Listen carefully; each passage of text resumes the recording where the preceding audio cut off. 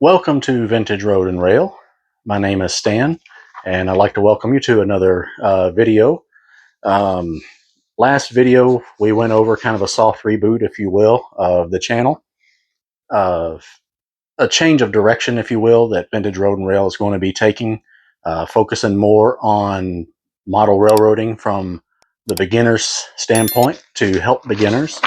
And so, with that being said, before we dive into the actual beginner series, I thought it might be a good idea to cover the topic of why model railroading still matters in 2025.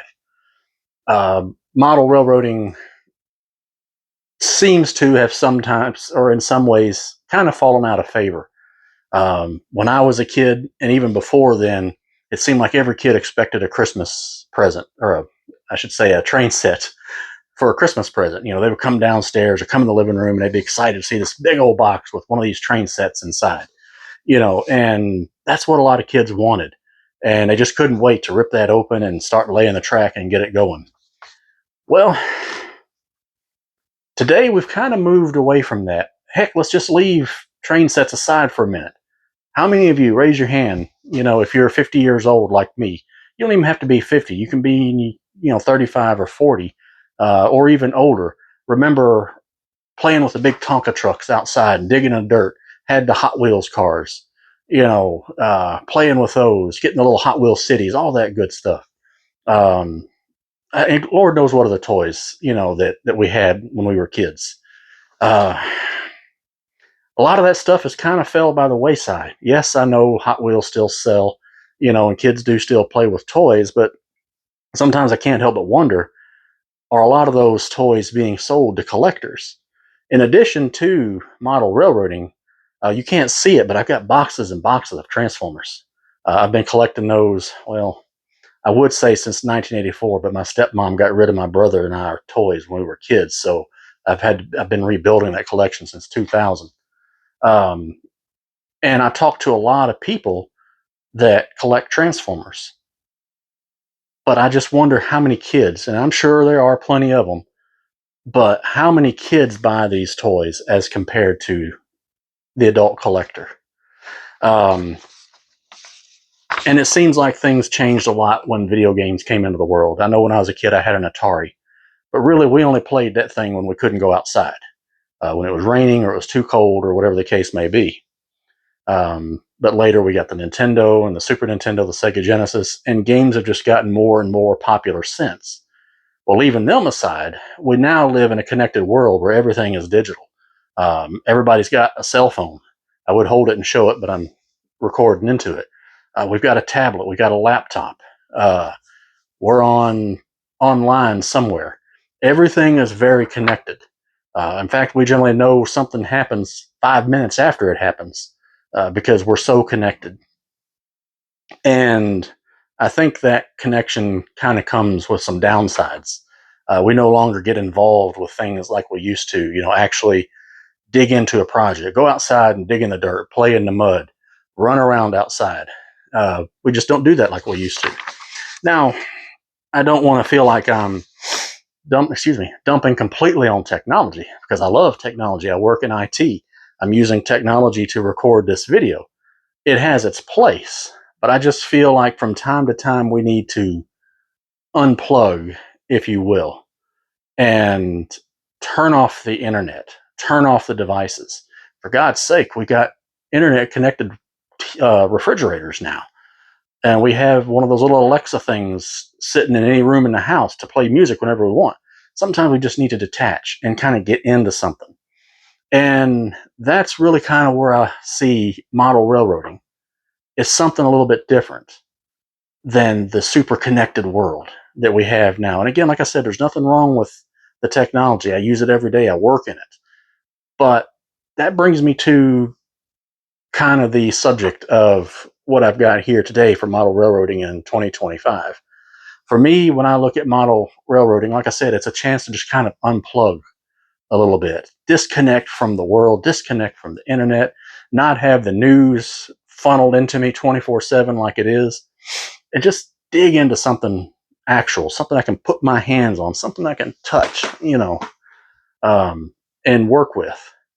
So that now brings me to 5 reasons that I've got as to why model railroading matters in 2025, and I feel even beyond 2025.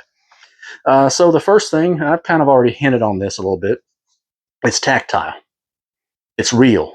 You can feel it, you can touch it, you can manipulate it, you can break it, you can fix it, you can do whatever you want to it.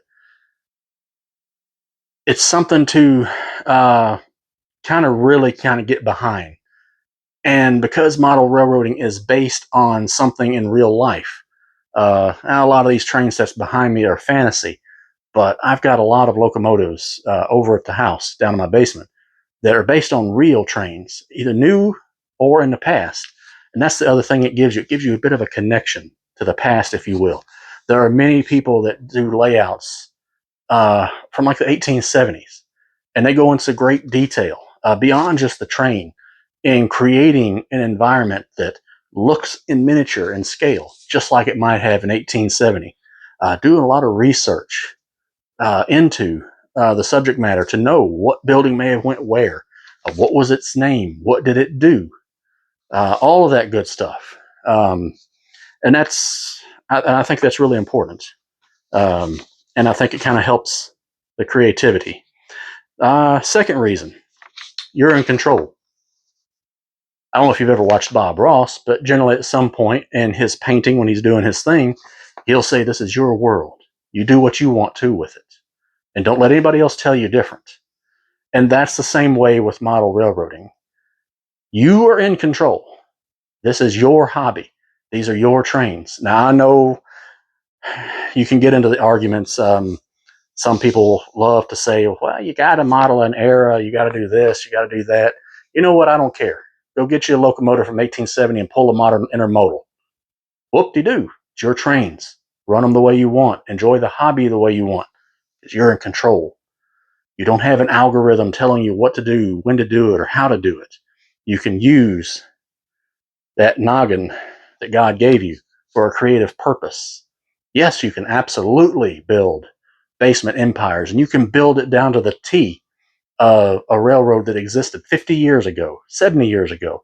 You can do that research, which can be enjoyable, and get as detailed as you want, or you can just have fun with it on your terms. Again, without anything digital telling you what to do, when to do it.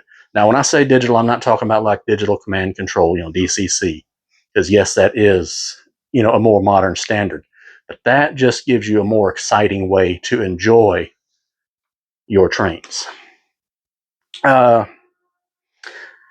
Third one, it rewards patience. We live in a world where, like I've said, everything is connected.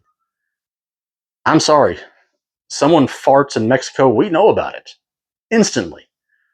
Everything we know about, or everything that happens, we hear about it instantly because we are so connected. Everything is super fast.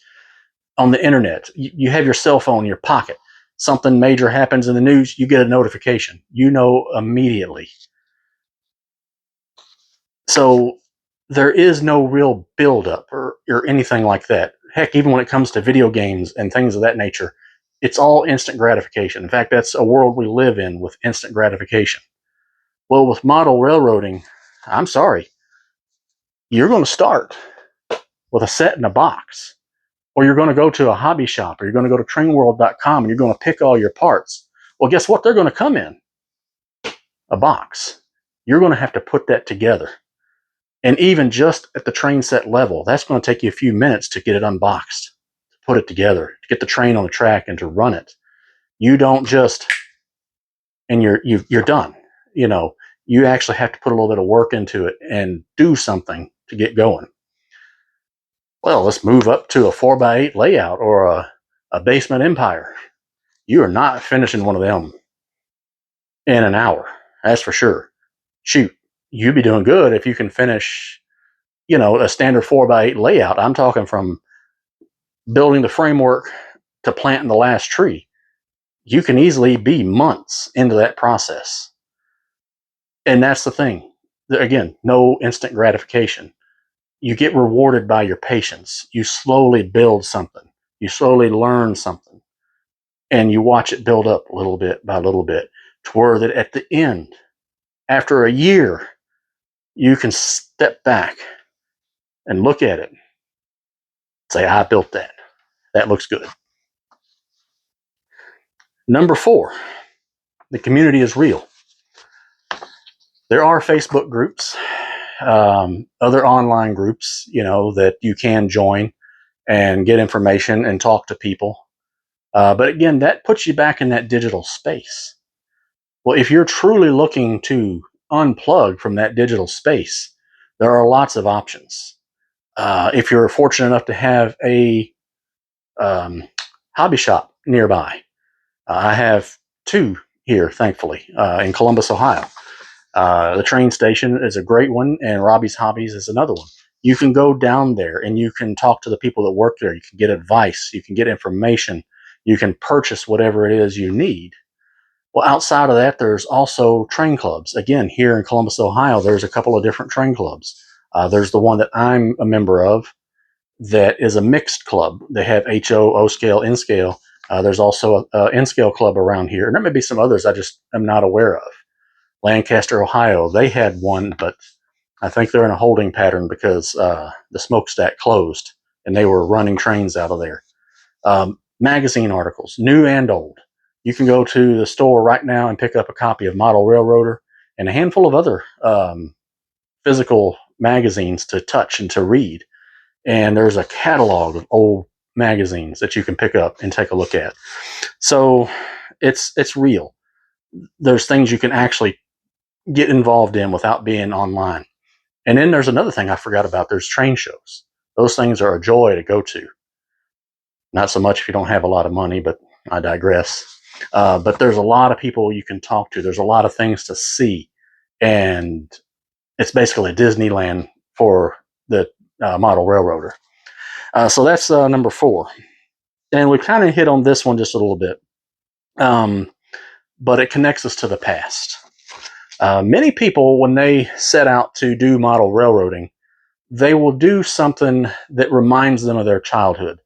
For instance, there's a town called Corinth, Mississippi that I grew up in, well, somewhat. I didn't really necessarily live in Corinth.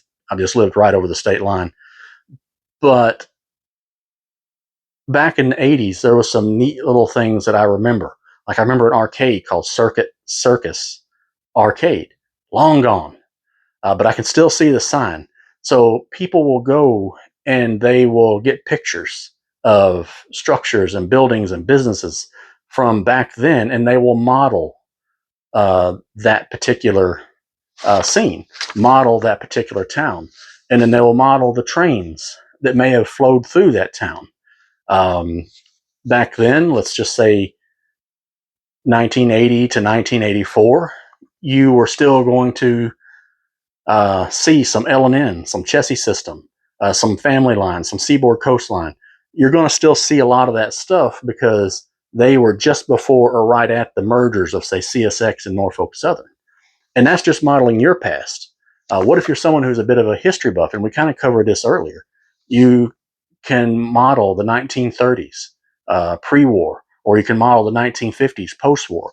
You can go back and you can model the very beginning of model railroading in the early 1800s, possibly even the late 1700s. I don't know how far back you want to go, but certainly the early to mid 1800s, you can do the trains they did in the Civil War or the Transcontinental Railroad, all of that stuff. And that gives you that connection to the past, if you will. So that kind of really just covers the 5 reasons. And I think those reasons are very important. And I think that's a big reason and a good reason to get into model railroading. And it's why I really wanted to start this beginner series for people that are new to it, but also not just someone like myself who is new to it, but what about parents who said, you know what, I really want to unplug my kids from their cell phone or from their tablet, get them off the TV. I remember when I was a kid, I had a train set. I can go up to Hobby Lobby and pick one up, and we'll wrap that thing up and we'll put it on the Christmas tree. Well, the kid's going to be excited. Kids still love trains. Down at the train club, every Christmas, we have open house. kids in droves come and ooh and ah over the trains. Well, we need a way to get them engaged, and we need a way to show the parents that it doesn't have to be difficult. They come down and they see that big, huge layout that we run on, and they're like, well, I can do that in my house, but it don't have to be that way. And that's basically, what we're going to cover here with this beginner series.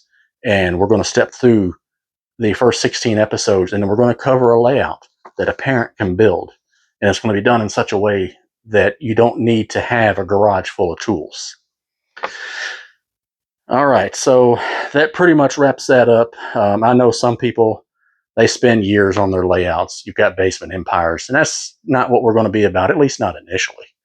Again, we're going to be focusing on the very beginner to get those who may be intimidated by power tools or just don't have them, or parents that they don't want to put all that into it. That's what this is going to be for. So I believe I covered my points. I'm kind of referencing my notes here as just want to make sure I stay on target here. So that pretty much wraps up what I've got here.